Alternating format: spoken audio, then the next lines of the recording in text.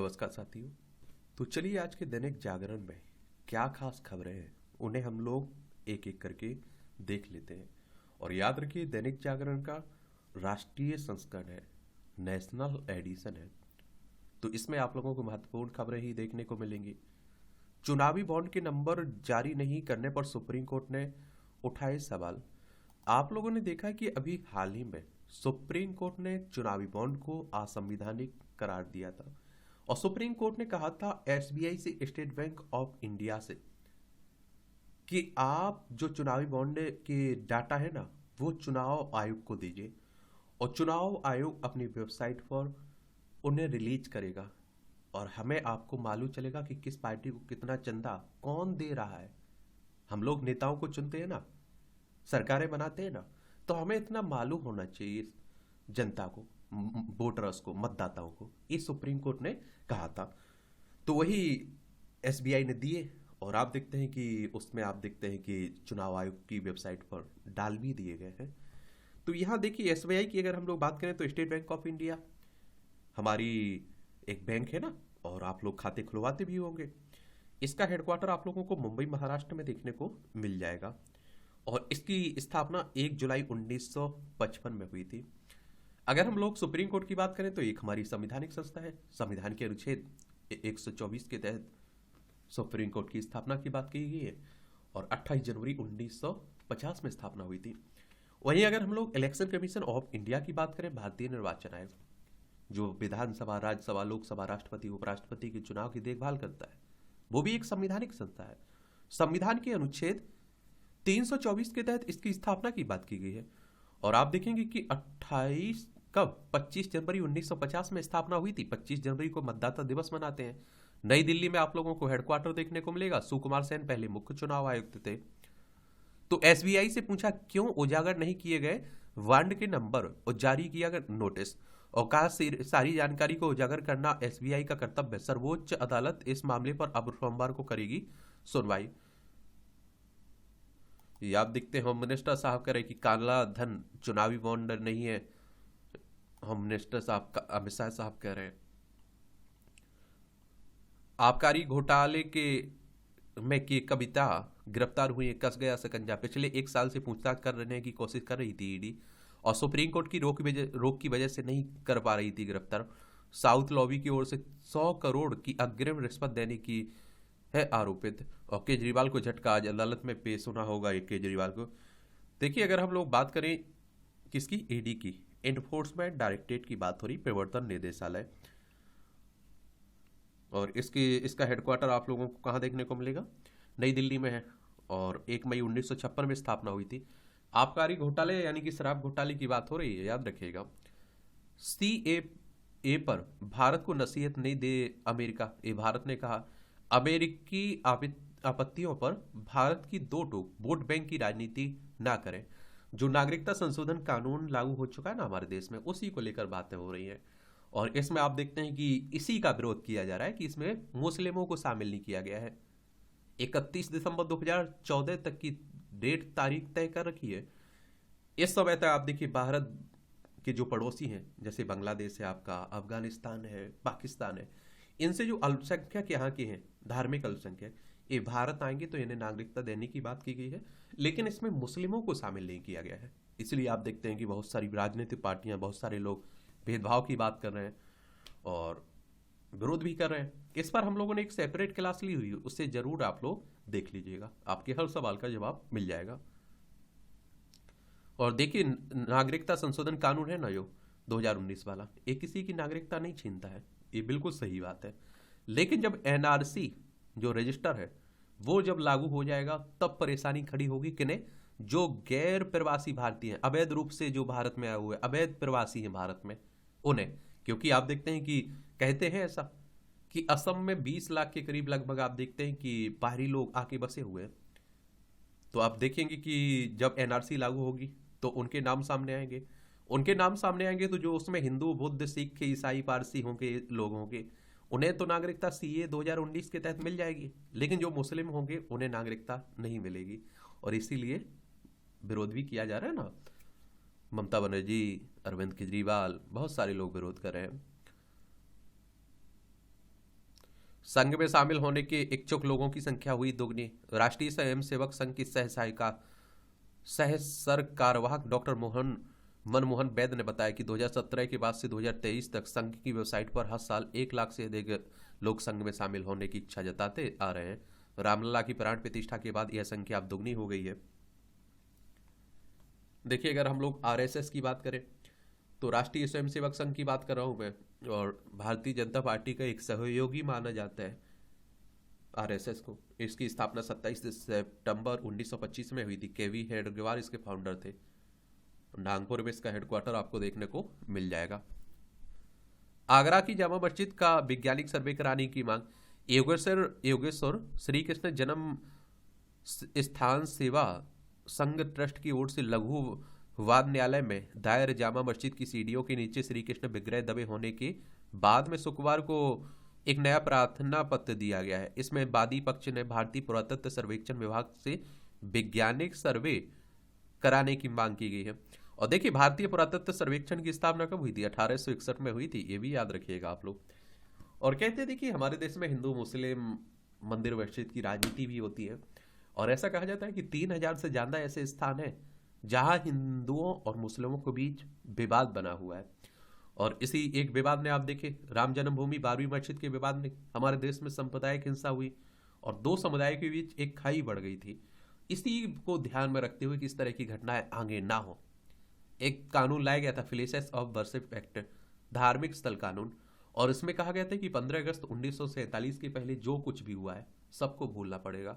15 अगस्त 1947 को जहां मंदिर है वहां हमेशा मंदिर रहेगा, जहां मस्जिद है वहां हमेशा मस्जिद रहेगी।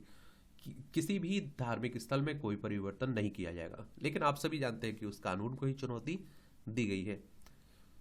बिहार में शिक्षक भर्ती का पेपर लीक, हिरासत में 300 परीक्षार्थी। हजारीबाग में बड़ी कार्रवाई, पकड़ा गया सॉल्वर गैंग और होटल में ठहराकर परीक्षार्थियों को रटाए गए थे प्रश्नों के उत्तर। तो मैंने आप लोगों से कहता हूं ना कि हर राज्य में आप देखते हैं कि पेपर होता है, आप लोग पेपर देने जाते हैं और घर नहीं पहुंच पाते, और आप लोगों को मालूम चलता है कि इस पेपर में धांधली हो गई, ये पेपर तो आउट हो गया। तो ये भी बड़ा चिंता का विषय रहता है। अगर हम लोग बिहार की बात करें तो आप देखें, पटना इसकी राजधानी है और इसकी अंतर्राष्ट्रीय सीमा नेपाल से लगती है। राज्यों में उत्तर प्रदेश, झारखंड, पश्चिम बंगाल से इसकी सीमा लगती है। और नीतीश कुमार यहाँ के चीफ मिनिस्टर हैं, मुख्यमंत्री हैं। राजेंद्र अर्लेकर यहाँ के गवर्नर राज्यपाल हैं। विधानसभा में 243 सीटें हैं, विधान परिषद में 75 सीटें हैं, राज्यसभा में 16 सीटें हैं, लोकसभा में 40 सीटें हैं। 98,940 वर्ग किलोमीटर में फैला हुआ है आपका बिहार, ये भी याद रखिएगा आप लोग।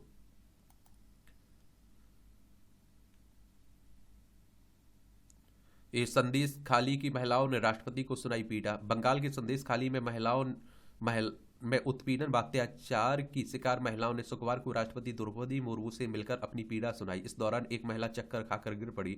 महिलाओं ने सुरक्षा के लिए राष्ट्रपति से हस्तक्षेप की गुहार लगाई है।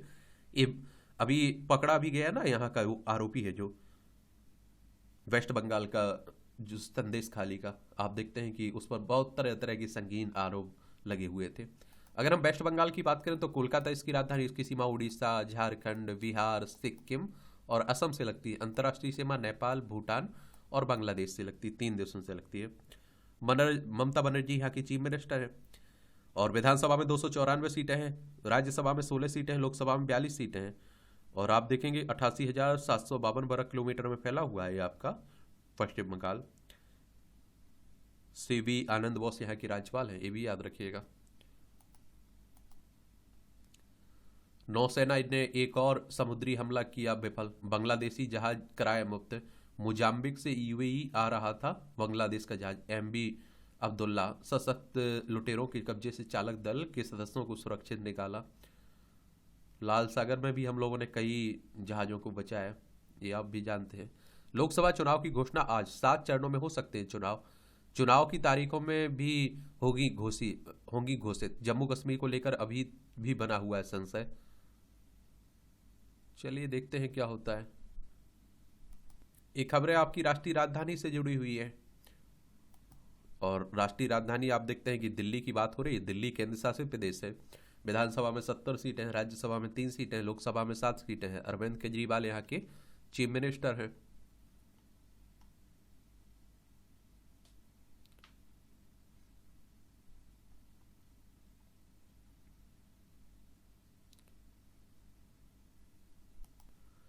लोकसभा चुनाव है ना, तो आप सभी जानते हैं कि चल रही हैं बातें खूब, आरोप प्रत्यारोप, इस पार्टी का उस पार्टी से गठबंधन, इस नेता का उस गठबंधन से वहां जाना यहाँ जाना।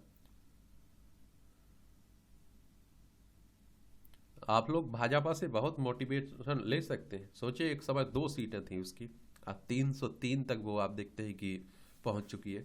और एक आपने देखा होगा कि बीजेपी ने कभी अपने मुद्दे नहीं छोड़े। उसने कहा राम मंदिर बनवाएंगे, उसने कहा 370 हटाएंगे, उसने कहा यूसीसी की बात की, उसने सीए की बात की, तो वो लागू है, वो अपने उस पर डटी हुई है। और यही आप देखते हैं कि आप अगर अपनी मंजिल को पाने के लिए डटे रहें, लड़ते रहें, तो एक दिन आपकी मंजिल जरूर मिलती है। जवाहरलाल नेहरू का दौर, तो कांग्रेस ने जवाहरलाल नेहरू के नेतृत्व में 1951, 1957, 1962 का आम चुनाव बड़े अंतर से जीता जीता और सरकार बनाई। उस दौर में जवाहरलाल नेहरू देश के सबसे अधिक लोकप्रिय नेता माने जाते थे। वाम दल, जनसंघ, कुछ समाजवादी धारा की राजनीति पार्टियां विपक्ष में थी, लेकिन इनकी ताकत इतनी नहीं थी कि वे कांग्रेस के दबदबे में चुनौती दे सके। पर आप देखते हैं कि इंदिरा गांधी के हाथों में देश की बागडोर। तत्कालीन पीएम लाल बहादुर शास्त्री की डेथ के बाद इंदिरा गांधी की प्रधानमंत्री बने। कांग्रेस के उनके नेतृत्व में 1967, 1971 और 1980 का चुनाव जीता। हालांकि 1975 में इंदिरा गांधी ने देश में आपातकाल लागू करके विपक्षी नेताओं को जेल में डाल दिया, जनता के मौलिक अधिकार निलंबित कर दिए। इंदिरा गांधी की दमनकारी नीतियों के खिलाफ पूरा विपक्ष एकजुट हो गया और 1977 के आम चुनाव में पहली बार कांग्रेस से गुहार मिली। 1977 में जनता पार्टी की सरकार बनी और मोरारजी देसाई प्रधानमंत्री। जनता पार्टी की सरकार देश में पहली गैर कांग्रेसी गठबंधन सरकार थी और देश की राजनीति में कांग्रेस के आधिपत्य को पहली बार गंभीर चुनौती मिली थी। फिर आप देखते हैं कि बड़ी राजनीतिक ताकत के तौर पर उभरी भाजपा। 1980 में आप देखिए भाजपा का गठन होता है। भाजपा हिंदुत्व और राष्ट्रवाद को आगे रखकर कर जनता के बीच गई। 1989 के आम चुनाव में भारतीय जनता पार्टी एक बड़ी राजनीतिक ताकत के तौर पर आप उभरी। इस चुनाव में आप देखिए भाजपा को 85 सीटों पर जीत मिली थी। हालांकि इस चुनाव में आप देखते हैं कि बीपी सिंह के नेतृत्व में जनता दल की गठबंधन सरकार बनी। 1991 में आम चुनाव में भाजपा की सीटें बढ़कर 120 हो गई। 1996 के आम चुनाव में 161 हो गई। जीतकर भाजपा सबसे बड़े दल के रोम में उभरा। यहीं से भारत की राजनीति 2 ध्रुवीय हो गई, एक ध्रुव भाजपा का, दूसरा ध्रुव कांग्रेस का, दूसरे विपक्षी दलों का। 1998 में भाजपा 182 सीटें जीतकर सरकार बनाई। 1999 के आम चुनाव में फिर अटल बिहारी की अगुवाई में राजद की सरकार बनी। पूरे 5 साल तक चलने वाली पहली गैर कांग्रेसी सरकार थी वो। और 10 वर्ष बाद 2014 में आप देखते हैं पहली बार पूर्ण बहुमत मिला प्रधानमंत्री मोदी जी को। चलिए, तो उसी की बातें हो रही हैं।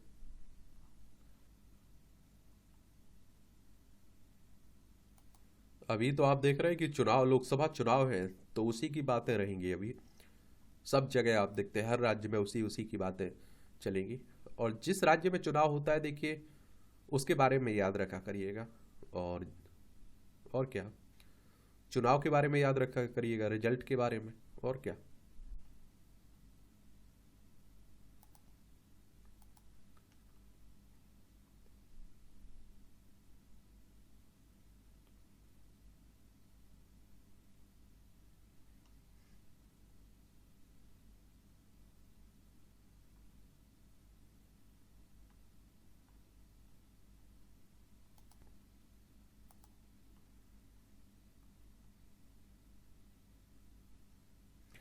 लॉटरी कारोबार से जुड़ी चुनावी बॉन्ड से सबसे ज़्यादा चंदा देने वाली कंपनी है।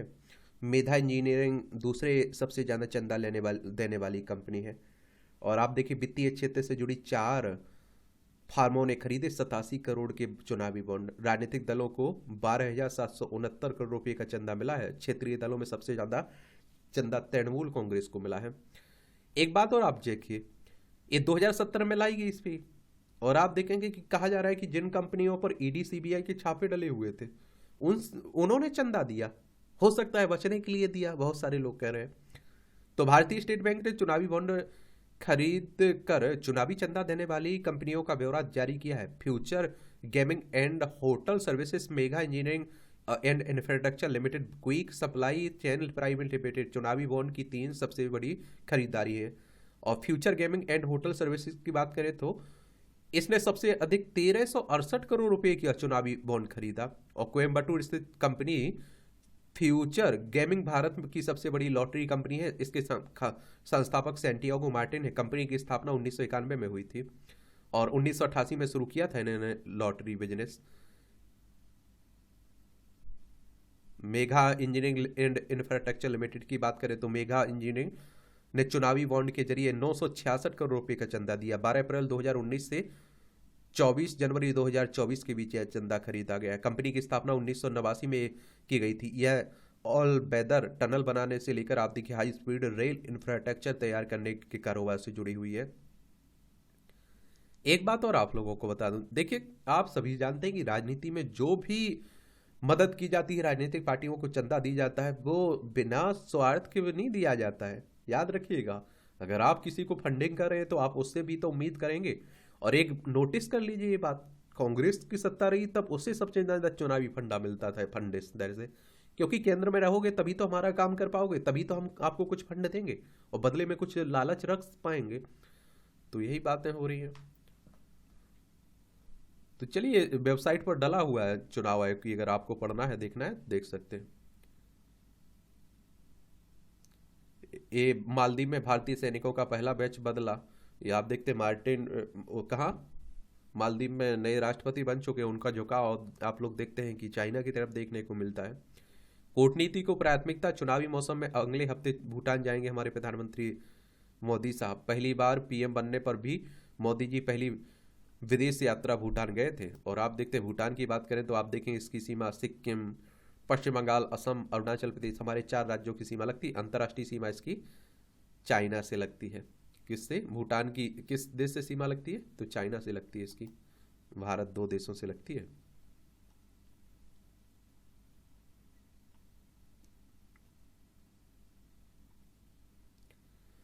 चालीसवीं बार सुप्रीम कोर्ट ने खारिज की ईवीएम के खिलाफ याचिका।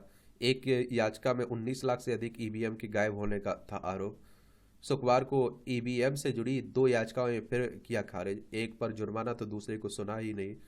देखिए, इलेक्ट्रॉनिक वोटिंग मशीन की बात हो रही है, बहुत सारे लोग इस पर आरोप लगाते रहते हैं ना धांधली का, लेकिन चुनाव आयोग हर बार कहता है कि अगर आप कर सकते हैं तो आइए धांधली करके दिखाइए, लेकिन नहीं जाता है कोई। और आप लोग देखते हैं ऐसा नहीं है, जो विपक्ष में रहता है वो हमेशा ईवीएम का विरोध करता ही है। बीजेपी ने एक समय विरोध किया था, ये देश भर में यात्राएं निकाली थी उसने ईवीएम के। और अभी भी आप देखिए, जिस राज्य में चुनाव वो जीत जाते हैं कोई पार्टी, वहां वो विरोध नहीं करती है। बाकी राज्यों में जहां हार जाती है वो वहां ईवीएम की बात करने लगती है। तो ये सब आप देखिए, कांग्रेस की बात कर लीजिए आप लोग, तो मध्य प्रदेश में दिग्विजय सिंह ने लगा दिए आरोप, वहीं चले जाइए तेलंगाना में उन्होंने नहीं कुछ नहीं कहा क्योंकि उनकी सरकार बन गई। ये सब बातें चलती रहती हैं। अगर सच में इस तरह का कुछ हो सकता है तो मुझे लगता है कि जांच होनी चाहिए इस पर। रामपुर तिराहा कांड में महिला से सामूहिक दुष्कर्म में 29 वर्ष बाद 2 सिपाही दोषी हुए। एडीजी शक्ति सिंह ने की थी मामले की सुनवाई। सजा पर फैसला 18 मार्च को। 2 अक्टूबर 1994 की घटना में पीएसी सिपाहियों पर दर्ज हुआ था ये मामला। सोचिए कितना लंबा मामला चलता है हमारे देश में। इसीलिए न्याय प्रक्रिया पर आप देखते हैं कि सवाल भी उठाए जाते हैं।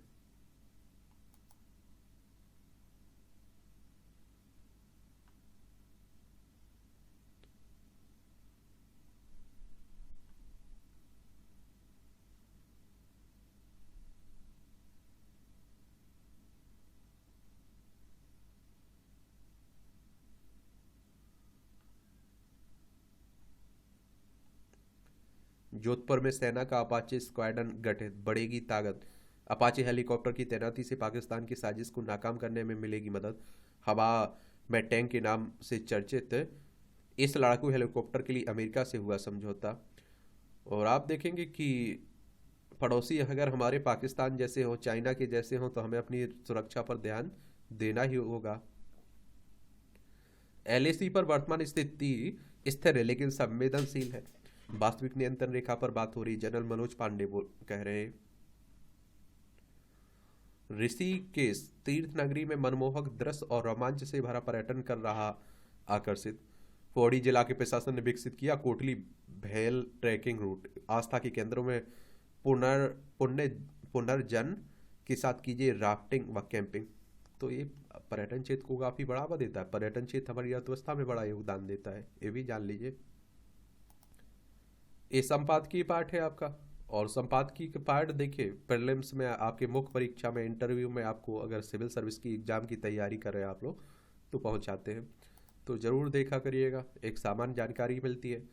शिक्षा को सुगम बनाने की पहल, तो आप देखेंगे कि सांस्कृतिक दृष्टि से भारत प्राचीन काल से ही विविधताओं वाला देश रहा है। सदियों से यहाँ विभिन्न क्षेत्रों में अलग अलग भाषाएं प्रचलित रही हैं। एक बहुभाषी देश होने के नाते हमारे पास अनेक भाषाओं और बोलियों पर विपुल भंडार है। अलग अलग क्षेत्रों में भिन्न भिन्न भाषा का उपयोग होने के बावजूद यह हमें एक साथ बांधता है और एकजुट रखता है। बहुभाषी होने की यह विशेषता देश भर में ज्ञान के प्रसार में भी महत्वपूर्ण भूमिका निभाती है। हमारी सरकार द्वारा पिछले दिनों लागू राष्ट्रीय शिक्षा नीति 2020 में भी इस विचार पर काफी जोर दिया गया। भारत की बहुभाषी प्रकृति हमारा एक बड़ा आधार है। राष्ट्र के सामाजिक, सांस्कृतिक, आर्थिक और शैक्षिक विकास के लिए इसके समुचित उपयोग की आवश्यकता है। इस नीति में हर स्तर पर बहुभाषावाद को बढ़ावा देने की सिफारिश की गई है ताकि विद्यार्थियों को अपनी भाषा में अध्ययन का अवसर एक तरह से मिल सके। सभी भारतीय भाषाओं में शिक्षण सामग्री भी की उपलब्धता इस बहुभाषी संस्कृति को बढ़ावा देगी और यह विकसित भारत के निर्माण में बेहतर योगदान दे सकेगी। प्रारंभिक शिक्षा स्तर पर ही विद्यार्थियों को स्थानीय और मातृभाषाओं में शिक्षण सामग्री और अध्ययन का अवसर उपलब्ध कराने के उद्देश्य से केंद्रीय शिक्षा मंत्रालय ने यह प्रयास किया। बच्चे अपनी भाषा में शुरुआती ज्ञान अर्जित करने के बाद स्कूली शिक्षा में अपने ज्ञान को उसी गति से विस्तार दे पाएं। इसके लिए स्थानिक भाषाओं के 52 प्राइमर तैयार किए गए हैं। स्थानीय भाषा में पठन सामग्री के रूप में तैयार इन प्राइमरों का उद्देश्य बच्चों को न केवल पढ़ने और लिखने में भाषा की दक्षता प्रदान करना है, बल्कि उनमें रचनात्मक और आलोचनात्मक सोच को बढ़ावा देना भी है। अभी 17 राज्यों की 52 स्थानीय भाषाओं में एक प्राइमर तैयार हुए हैं और इनमें आदिवासी और जनजातियों को ध्यान में रखकर और उनके समाज की भाषाओं को भी शामिल किया गया है। इस पहल से बच्चों में विषय के प्रति अभिरुचि और स्पष्टता बढ़ेगी। यह बच्चों के ज्ञानवर्धन के साथ साथ उनके सर्वांगीण विकास में भी बाजी पलटने वाली साबित होगी। साथ ही 2047 तक विकसित भारत बनाने की दिशा में एक कदम आगे बढ़ाने और हमारे देश के उज्जवल भविष्य को आकार देने के लिए एक मजबूत नींव रखने की मोदी की गारंटी को पूरा करने की दिशा में एक ऐतिहासिक कदम है। एक प्राइमर उन बच्चों के लिए विशेष तौर पर लाभकारी होंगे जिन्हें ज्ञान अर्जन के क्रम में विभिन्न भाषाओं से गुजरना पड़ता है। शिक्षार्थियों के लिए ये प्राइमर किसी भाषा की वर्णमाला के अक्षरों एवं प्रतीकों का उच्चारण करने, पहचानने और समझने की कुंजी के रूप में कार्य करेंगे। यह बच्चों को इन अक्षरों के एक या अधिक सेटों के संयोजन से बने वाक्यों के अर्थों से भी उनका परिचय कराएंगे। आमतौर पर आप देखते हैं कि बच्चों की प्रारंभिक शिक्षा की शुरुआत उनकी स्थानिक भाषा से होती है। स्कूल जाने के पश्चात उन्हें अपनी भाषा बोली अथवा राज्य विशेष की प्रमुख भाषा में पढ़ाई करनी पड़ती है। ऐसे में उन्हें शुरुआत में ही दिक्कत का सामना करना पड़ता है। यदि स्कूल में ही बच्चों को उनकी अपनी मातृभाषा में समझने की सुविधा प्रदान प्राप्त हो जाए तो मूल विषयों के प्रति उनकी समझ और बढ़ेगी। विशेष रूप से ग्रामीण क्षेत्रों में बच्चों की पढ़ाई में ये प्राइमर अत्यंत उपयोगी सिद्ध होंगे। प्राइमरी शिक्षा क्षेत्र में एक बड़ा परिवर्तनकारी कदम होने जा रहा है और ये मातृभाषा एवं स्थानीय भाषा में शिक्षा तक उनकी पहुंच बनाएंगे। इससे बच्चों में गहरी समझ के आप देखिए साथ साथ आजीवन सीखते रहने की क्षमता का विकास होगा और स्वदेशी संस्कृति से भी उनका जुड़ाव बढ़ेगा। आप देखेंगे और प्राइमर तैयार करने के लिए उड़ीसा की 6 भाषाएं या फिर बोली चुनी गई हैं और इनमें गदवा, जुआंग, कुई, किसान, संताली, उड़िया और सोरा शामिल है। असम से 8 भाषाओं में प्राइमर बनाए गए हैं जिसमें असमी, बोडो, देवरी, दिमासा, हमार और कार्बी मिसिंग और तिवा को स्थान मिला है। मणिपुर की 6 भाषाओं में अनाल, काबुई, रोंगमई, लियांगमई, मणिपुरी, माओ और तंगखुल को चुना गया है। नागालैंड की 5 भाषाओं में अंगामी, एओ, खेजा, लोथा, सुमी को में प्राइमर बने हैं। सिक्किम की भूटिया, लेप्चा और लिम्बू, नेपाली, राई, शेरपा और तमांग समेत 7 भाषाओं के लिए प्राइमर बने हैं।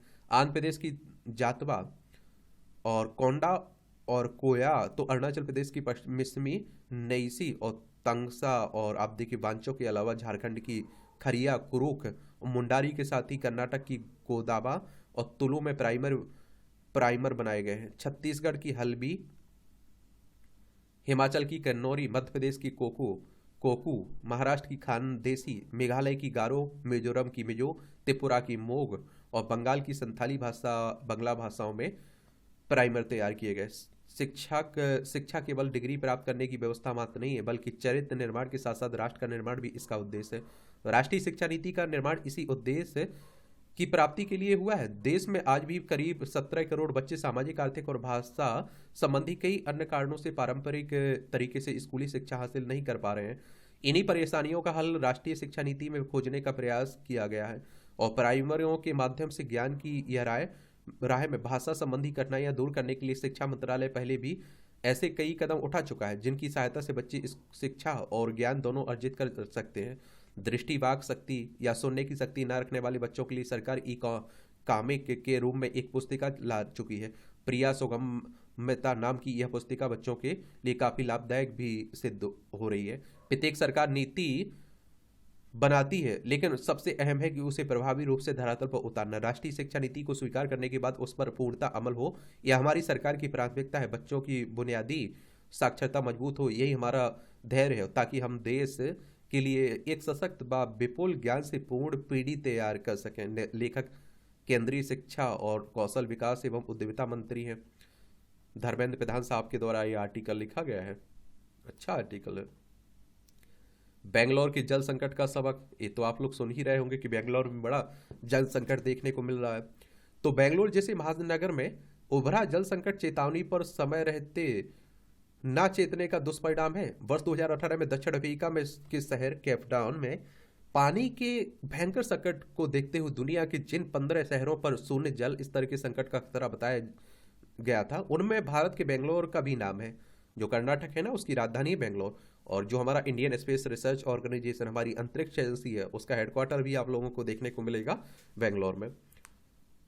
तो इस पर ध्यान नहीं दिया गया और इसका ही परिणाम है कि भारत का सिलिकॉन वैली कहा जाने वाला यह महानगर बीते कुछ दिनों से गंभीर जल संकट के से दो चार है और बेंगलोर की जरूरत 2600 MLD मिलियन लीटर डे है, और लेकिन कावेरी नदी से मात्र 460 MLD पानी ही मिल पा रहा है। महानगर के कोई 1200 से अधिक नलकूप सूख चुके हैं। बरसात अभी कम से कम 2 महीने दूर है और इसलिए कई स्कूल कॉलेज दफ्तर बंद कर दिए गए। पानी के दुरुपयोग पर 5,000 रुपये के जुर्माने सहित कई पाबंदियां लगा दी गई, जैसे कि गाड़ी धोने और पौधों में पानी देने पर रोक लगाने के लिए 7 स्विमिंग पूल भी बंद कर दिए गए। स्थिति यह है कि अपार्टमेंट में रहने वाले लोग रोज नहा नहीं पा रहे हैं। जल संकट के कारण ऑनलाइन फूड ऑर्डर की मांग बढ़ गई है। तो ये ध्यान रखिएगा, आप लोग भी ध्यान रखा करिएगा, ऐसा भी स्थिति हो सकती है देश में। यदि बेंगलोर महानगर की जल कुंडली वांचे तो यह संकट अस्वाभाविक सा लगता है, क्योंकि यहाँ आप देखें तो पग पग पर जल निधियाँ हैं और इस जल कुंडली की ग्रह दशा देखने से स्पष्ट होता है कि अंधाधुंध शहरीकरण उसके लालच में उजाड़ी जा रही पारंपरिक जल निधियों और हरियाली को इस प्रकार रौंदा जाता रहा तो बेंगलोर को केपटाउन बनने से कोई नहीं रोक सकता है। और बेंगलोर में उपजे जल संकट से देश के अन्य महानगरों और शहरों को भी सबक लेना चाहिए। और आप देखें क्योंकि वे भी अपनी परंपरागत जल निधियों की उपेक्षा कर रहे हैं और जल संचयन अथवा जल पुनर्भरण को लेकर सचेत नहीं है। सरकारी रिकॉर्ड के मुताबिक 90 साल पहले बेंगलोर में 2789 केरे यानी तालाब हुआ करते थे। वर्ष 1960 आते आते इनकी संख्या घटकर आप देखिए 230 रह गई। 1985 में केवल 34 तालाब बचे और अब तो आप देखिए उनकी संख्या 30 तक सिमट गई। तालाब और झीलों की उपेक्षा का ही परिणाम न केवल महानगर का मौसम बदल गया, बल्कि लोग बूंद बूंद के पानी को भी तरस रहे हैं। Centre for conservation environmental management and policy research institute ने अपनी रिपोर्ट में कहा कि बेंगलोर में जिन जल निधियों का अस्तित्व बचा है उनमें से 9 बुरी तरह और 22 बहुत हद तक दूषित हो चुकी है। और आप देखिए इस महानगर की आधी जनसंख्या को पानी पिलाना टीजी हल्ली तालाब की जिम्मे है और इसकी गहराई 74 फीट है, लेकिन 1990 के बाद से इसमें अर्कावती जल ग्रहण क्षेत्र से बरसाती पानी की आवक बेहद कम हो गई है। अर्कावती के आसपास कॉलोनियों, रिसोर्ट्स और कारखानों की बढ़ती संख्या के चलते इसके प्राकृतिक जल ग्रहण क्षेत्र चौपट हो चुका है और इस तालाब से 140 MLD पानी हर रोज प्राप्त किया जा सकता है। चूंकि तालाब का जलस्तर घटता जा रहा है, इसलिए बेंगलोर जल पिदाय संस्थान को 40 MLD से अधिक पानी नहीं मिल पाता है। और बेंगलोर में पानी के संकट से गुस्साए लोग अब तोड़फोड़ पर आमादा हैं, परंतु वे यह नहीं देख पा रहे हैं कि उनकी जल नगरी टीजी हल्ली को रीता कहने वाले रीता करने वाले कंक्रीट के जंगल यथावत फल फूल रहे हैं। बीते 2 दशकों के दौरान महानगर के तालाबों में मिट्टी भरकर कॉलोनी बनाने के साथ तालाबों में पानी की आवक और निकासी की राह को भी पक्के निर्माण से रोक दिया गया है। बेंगलोर की पुट्टनहल्ली झील की क्षमता लगभग आप देखेंगे कि 13.25 एकड़ है, जबकि आज उसमें महज 5 एकड़ पानी आ जाता है। और बेंगलोर की अलसूर झील को बचाने के लिए गठित फाउंडेशन के पदाधिकारी राज्य के आला अफसर हैं और 49.8 हेक्टेयर में फैली इस जलनिधि को बचाने के लिए जनवरी 1999 में संस्था ने 4 करोड़ की एक योजना बनाने के साथ कई उपाय सुझाव थे, लेकिन कागजी घोड़ों की दौड़ से आगे कुछ नहीं हो पाया है। और बेंगलोर के हेब्बाल तालाब और चिल्ला केरे झील को देवनहल्ली में बन रहे इंटरनेशनल एयरपोर्ट तक पहुंचने के लिए बनाए जा रहे एक्सप्रेसवे हाईवे का ग्रहण लग गया और कर्नाटक गोल्फ क्लब के लिए चल्लाघट्टा झील को सुखाया गया, तो कंटीरवा स्टेडियम के लिए संपली झील से पानी निकाला गया। अशोकनगर का फुटबॉल स्टेडियम पुलिया तालाब हुआ करता था, तो साई हॉकी स्टेडियम के लिए अक्की तम्मा झील की बलि चढ़ाई गई। बेस्ती पलया झील और सन्ने गोरोवन हल्ली तालाब को सुखार कर मैदान बना दिया गया। गंगा सेट्टी और जकराया तालाबों पर कारखाने खड़े हो गए। आगसना तालाब अब गायत्री देवी पार्क बन गया है। तुमकूर झील पर मैसूर लैंप की मशीनें हैं और आप देखते हैं कि असल में ये झीलें केवल पानी ही नहीं जोड़ती थी, बगीचों का शहर कहे जाने वाले बेंगलोर के मौसम के मिजाज को भी नियंत्रित करती थी। यदि आज भी सभी तालाबों और झीलों को सहेजना शुरू किया जाए तो बेंगलोर को फिर से पानी के लिए से समृद्ध महानगर बनाया जा सकता है। और बेंगलोर जिन कारणों से जल संकट से जूझ रहा है उनमें देश के सभी छोटे बड़े शहरों को परिचित होना चाहिए, क्योंकि उनमें से अनेक शहर जल संकट की ओर बढ़ रहे हैं और इसकी एक बड़ी वजह पानी के परंपरागत स्रोतों की परवाह न किया जाना है। बेंगलोर का जल संकट यही कह रहा है कि देश के अन्य शहरों को इस तरह की समस्या से बचने के लिए तुरंत कमर कस लेनी चाहिए और निसंदेह शहरों का विकास आवश्यक है, लेकिन जल निधियों की कीमत पर नहीं। बेंगलोर से यह सबक लेना अनिवार्य अपरिहार्य हो गया है। लेकर पर्यावरण मामलों के जानकार हैं पंकज चतुर्वेदी के द्वारा ये आर्टिकल लिखा गया है। तो देखिए, मैं कहता हूँ सीखिए भैया, पानी के बिना तो कुछ है भी नहीं है। समझ रहे हैं ना आप लोग? सरकार को भी कदम उठाना चाहिए। ये आप देखिए, ऊर्जा प्रेम का मर्म, यह भी अच्छे कॉलम लिखा जाता है। शरीर एक संपत्ति के साथ बरसों की सहचर के बाद भी यदि उनके प्रति आकर्षण में कमी नहीं आती है तो स्वजनों के साथ घनिष्ठता और अपनेपन का भाव होने के बाद उनके प्रति स्नेह और सद्भाव को यथावत रखने में भी कोई परेशानी नहीं हो सकती है। और बाशर्ते हम अपनी अपेक्षा, आग्रह और अहंकार को अपने नियंत्रण में रख सकें। हम दर्पण को घर में इसलिए नहीं रखते हैं कि उस दर्पण से हमें प्रेम है, बल्कि इसलिए रखते हैं कि उसमें हमारा प्रतिबिंब दिखता है। जब तक दर्पण में प्रतिबिंब दिखता रहेगा तभी तक हम उसे घर में रखेंगे। जिस दिन उसमें हमें प्रतिबिंब दिखाई देना बंद हो जाएगा उसे हम अनुपयोगी समझकर हटा देंगे। और दर्पण के भोग जैसा ही वस्तु और व्यक्ति के पीछे हमारा भोग भी है। और वस्तु जब तक उपयोग में आती है, व्यक्ति जब तक हमारे स्वार्थ में सहायक बनता है, तभी तक वह हमारे प्रेम का पात्र बना रहता है। जिस दिन इन तत्वों में कमी आएगी उस दिन ना तो घर में वस्तु के लिए स्थान रह जाएगा और ना ही व्यक्ति के साथ कोई संबंध। स्पष्ट है कि हमें अपने स्वार्थ के साथ ही मतलब वस्तु या फिर व्यक्ति के साथ नहीं है। स्वार्थ से उत्पन्न होने वाला प्रेम आकाशीय बिजली की चमक और पानी के बुलबुले जैसा है। उसे शाश्वत मानकर उसे संभालने और बढ़ाने के जीवन के मूल्यवान को पलों को नष्ट करना नादानी है। एक सत्य यह भी है कि वस्तु की ओर से प्रेम की प्रतिक्रिया में द्वेष भाव प्रकट नहीं होता है, जबकि व्यक्ति की ओर से द्वेष उपजने की आशंका रहती है। यही कारण है कि वस्तु के प्रति सहजता से प्रेम उत्पन्न हो जाता है। व्यक्ति के प्रति प्रेम हो भी तो लंबे समय तक टिकता नहीं है। इसके बावजूद किसी भी वस्तु की खातिर व्यक्ति को कभी नहीं धिक्कारना और व्यक्ति की खातिर वस्तु को छोड़ने में हिचकिचाना नहीं चाहिए। वस्तुतः वस्तु कीमत उसके सम्यक उपयोग में निहित है, संग्रह में नहीं। अच्छा कॉलम लिखा जाता है, पढ़ लिया करिएगा। चुनावी चंदे का हिसाब। चुनावी बॉन्ड का विवरण तो सार्वजनिक हो गया, लेकिन अभी यह पता नहीं चल पाया कि चुनावी चंदा देने के लिए जो बॉन्ड खरीदे गए उन्हें किस राजनीतिक दल ने भुनाया है। चुनावी बॉन्ड के जरिए विभिन्न दलों को मिले चंदे की रकम अभी और बढ़ेगी, क्योंकि एक वर्ष का आंकड़ा सामने आना शेष है। इस पर हैरानी नहीं है कि चुनावी बॉन्ड के जरिए चंदा पाने वाले दलों में भाजपा सबसे आगे है। केंद्र के साथ अनेक राज्यों में सत्तारूढ़ होने के कारण ऐसा होना स्वाभाविक भी है, लेकिन यह एक पहेली सी है। केवल एक राज्य में शासन करने वाली तृणमूल कांग्रेस को तो चंदे की रकम के मामले में दूसरे स्थान पर, लेकिन 3 राज्यों में सत्तारूढ़ कांग्रेस तीसरे स्थान पर। इसका कारण कुछ भी हो, लेकिन यह ठीक नहीं है कि चुनावी बॉन्ड के जरिए भारी भरकम चंदा लेने वालों में कुछ ऐसी कंपनियां भी हैं जिनके कामकाज सवालों के घेरे में रहा है और जो प्रवर्तन निदेशालय अथवा आयकर विभाग की जांच के दायरे में रही हैं। इन कंपनियों को चंदा देने के कारण विपक्षी दलों को यह कहने का मौका मिल गया कि केंद्रीय एजेंसियों का इस्तेमाल कर भाजपा पाने चंदा हासिल किया है। लेकिन क्या वे यह दावा कर सकते हैं कि स्थिति में है कि ऐसी किसी कंपनी से उन्हें चंदा नहीं मिला है? संभवतः इस प्रश्न का उत्तर चुनावी बॉन्ड के विशिष्ट नंबर सार्वजनिक होने से मिलेगा। सुप्रीम कोर्ट ने स्टेट बैंक से पूछा कि इन नंबर क्यों नहीं उपलब्ध कराए गए। स्टेट बैंक का जवाब जो भी हो, यदि ये नंबर उपलब्ध हो जाते हैं तो फिर चुनावी बॉन्ड का सारा कच्चा चिट्ठा सामने आ जाएगा। यह पता चल जाएगा कि इसने किस राजनीतिक दल को कब कितना चंदा दिया है। और मालूम चलना चाहिए, मुझे लगता है चुनावी चंदे की प्रक्रिया पारदर्शी होने के साथ ऐसी होनी चाहिए जिसमें आम जनता को भी यह पता चले सके कि किसने किस दल को कितना चंदा दिया है। वैसे तो चुनाव भी बॉन्ड की व्यवस्था चंदे की प्रक्रिया को पारदर्शी बनाने के इरादे से ही निर्मित की गई थी, लेकिन ऐसा हो नहीं सका।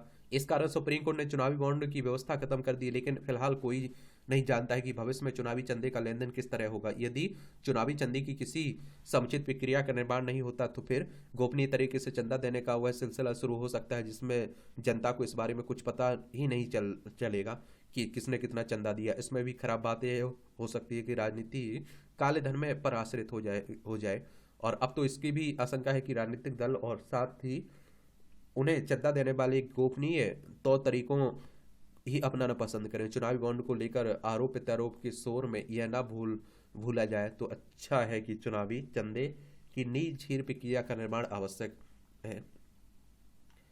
वेडिंग डेस्टिनेशन, आजकल ये शब्द भी काफी चर्चा में बना हुआ है। प्राकृतिक सौंदर्य से परिपूर्ण उत्तराखंड वेडिंग डेस्टिनेशन के लिए एक उपयुक्त स्थल है। देश विदेश से लोग वहां विवाह और प्री वेडिंग फोटोशूट के लिए जा रहे हैं और अब जरूरत ऐसे स्थलों को चिन्हित कर वहां सुविधाएं विकसित करने की है ताकि प्रदेश वेडिंग डेस्टिनेशन के रूप में अपनी पहचान स्थापित कर सके। वस्तुतः उत्तराखंड की पहचान अभी तक एक आध्यात्मिक एवं पर्यटन प्रदेश के रूप में रही है। बद्रीनाथ, केदारनाथ, यमुनोत्री व गंगोत्री यानी कि 4 धाम के साथ ही यहाँ जागेश्वर धाम, बैजनाथ धाम, बागनाथ मंदिर, हेमकुंड साहिब, नानक मत्ता साहिब और पीरान कलियर जैसे धार्मिक स्थल हैं जहां अब देखिए हर वर्ष लाखों की संख्या में धर्मावलंबी आते हैं। अब राज्य में बीते कुछ वर्षों में बदलाव देखने को मिल रहा है और इनमें एक प्रमुख बदलाव उत्तराखंड की पहचान वेडिंग डेस्टिनेशन के रूप में बन रहा है और देश विदेश से लोग से पार्वती के विवाह स्थल त्रियुगी नारायण, जोशीमठ, ओली और ऋषिकेश, शांति कुंज, चक्राता, हरसिल, कनाताल, मसूरी, टेहरी झील, मुक्तेश्वर, भीमताल और नैनीताल, अल्मोड़ा, नौकुची याताल जैसे स्थानों पर आ रहे हैं। इसलिए क्योंकि यहाँ पर हर भूभाग बेहद खूबसूरत है और अपनी ओर आकर्षित करता। विवाह जैसे अवसर को अविश्वसनीय अनुभव देने के लिए लोग यहाँ आ रहे हैं। प्रधानमंत्री नरेंद्र मोदी ने मेड इन इंडिया का विचार दिया। उन्होंने युवाओं से विदेश जाने के स्थान पर उत्तराखंड में डेस्टिनेशन वेडिंग करने का आह्वान भी किया। इसका असर अब नजर आ रहा है। अब आवश्यकता प्रधानमंत्री के इस विचार को मूर्त देने के लिए वेडिंग डेस्टिनेशन के रूप में पहचान बना रहे स्थलों में विकास को गति देने की है और सरकार को आप देखते हैं कि चाहिए कि वह यहाँ आकर विवाह करने के लिए देश विदेश के निवासियों को आकर्षित करे। इसलिए कोई योजना बनाए, ऐसी सुविधा दे और यहाँ आने वाले अपने विवाह को यादगार बना सके और उत्तराखंड के वेडिंग डेस्टिनेशन बनने से निश्चित रूप से स्थानीय निवासियों की आर्थिकी भी सुदृढ़ होगी। अच्छी बात है, होना चाहिए। आनुवांशिक विविधता का निर्धारण, तो भारत सरकार द्वारा समन्वित परियोजना जीनोम इंडिया के तहत हाल ही में यह घोषणा की गई कि विज्ञानियों ने 10,000 भारतीय व्यक्तियों के संपूर्ण जीनोम का अनुक्रमण पूरा कर लिया है। इसकी के साथ जीनोमिक्स के क्षेत्र में भारत के प्रवेश की एक ठोस भूमिका तैयार हो गई है और जिससे हमारी आनुवांशिक विविधता का निर्धारण होगा ही, साथ ही में रोग निदानिकी और उपचार की दिशा में संभावनाओं के नए द्वार भी खुलेंगे। एक कोशिका में मौजूद आनुवांशिक सूचनाओं के पूरे सेट को जीनोम के नाम से जाना जाता है और इसके बाद अध्ययन को जीनोमिक्स कहा जाता है। वर्ष 1988 में अमेरिकी सरकार ने ह्यूमन जीनोम प्रोजेक्ट की शुरुआत की, जो 2003 में पूरी हुई। वैज्ञानिकों ने इस परियोजना के तहत मनुष्य के पूरे जीनोम को पढ़ा और इस परियोजना में अमेरिका के साथ Britain, France, Australia, Germany, Japan और चीन भी शामिल थे। और उस इस समय भारत इस परियोजना का हिस्सा नहीं था, लेकिन अब 10,000 व्यक्तियों के संपूर्ण जीनोम का अनुकरण पूरा करने के साथ ही भारत भी एक बड़े स्तर पर संपूर्ण मानव जीनोम के अनुक्रमण और संयोजन की क्षमता प्रदर्शित करने वाले देशों की सूची में शामिल हो गया है।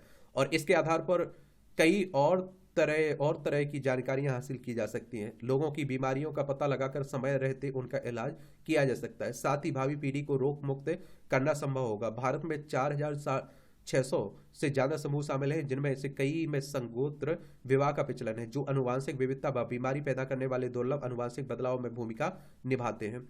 जीनोम इंडिया परियोजना के तहत 8 पेटाबाइट का विशाल जीनोम अनुक्रमण डेटाबेस तैयार किया गया है और जिसे भारतीय जैविक डेटा केंद्र फरीदाबाद में संग्रहित किया जाएगा। और इस डेटा की मदद से भारतीय जनसंख्या के अनुवांशिक इतिहास को समझने में मदद मिलेगी और इस विशिष्ट जानकारी की मदद से वैज्ञानिक और नैदानिक उद्देश्यों की पूर्ति करने की कोशिश की जाएगी। भारत के लिए विशिष्ट अनुवांशिक डेटाबेस महत्वपूर्ण है, क्योंकि प्रारंभिक हृदय गति रोकने से जुड़ी MYVPC3 cardiac myosin binding protein C जैसी दुर्लभ अनुवांशिक वेरिएंट वैश्विक स्तर की तुलना में भारतीय जनसंख्या को अधिक प्रभावित करने और ऐसे अनुवांशिक वेरिएंट्स को समझ कर प्रत्येक व्यक्ति की अद्वितीय अनुवांशिक संरचना तथा रोग के बीच संबंध और उसके उपचार खोजने में मदद मिल सकती है। उचित दिशा निर्देश लागू होने के बाद इसे अनुसंधान उद्देश्यों के लिए भी उपलब्ध कराया जाएगा। अच्छा कॉलम है ये। आप देखिए टिप्पणियां रहती है तो देख सकते हैं। इसकी PDF आपको टेलीग्राम पर डाल देता हूँ, तो जो एजुकेशन सर्कल प्लेटफॉर्म है ना टेलीग्राम पर, वहाँ आपको मिल जाएगा। अब आप देखिए आजकल एक देश एक चुनाव की बातें काफ़ी हो रही हैं। 1 नेशन 1 इलेक्शन की बात कर रहा हूँ मैं। और ऐसा नहीं कि देखिए ये पहली बार हो रहा है, पहले भी होते रहे हमारे देश में चुनाव, ये भी आप लोग याद रखिएगा।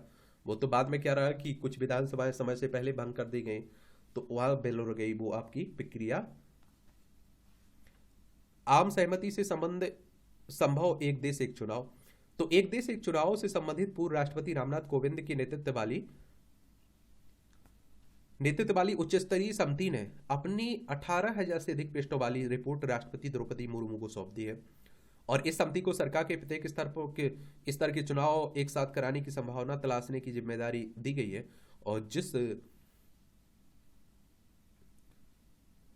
जिस पर उसने कहा कि इस व्यवस्था को साल 2029 तक अपनाया जा सकता है। लोकसभा एवं विधानसभाओं के चुनाव साथ कराने में कोई खास चुनौती सामने नहीं आने जा रही है, क्योंकि उचित संवैधानिक संशोधन को राज्य विधानसभाओं से अनुमोदन की आवश्यकता नहीं होगी। लेकिन स्थानीय निकाय चुनाव एवं मतदाता सूचियों को भी साथ मिलाने से कम आधी विधानसभाओं की अनुमति जरूरी होगी।